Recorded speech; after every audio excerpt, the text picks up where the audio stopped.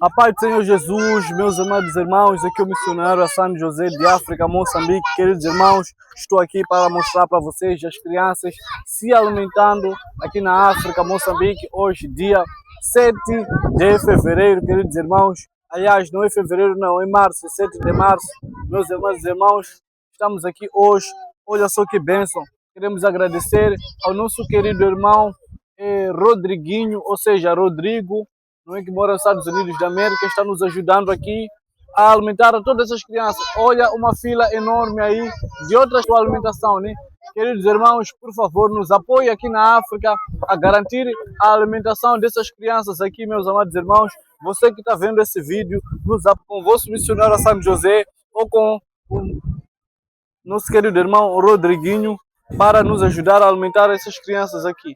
Deus abençoe rica e poderosamente, queridos irmãos. Fiquem na paz de Deus.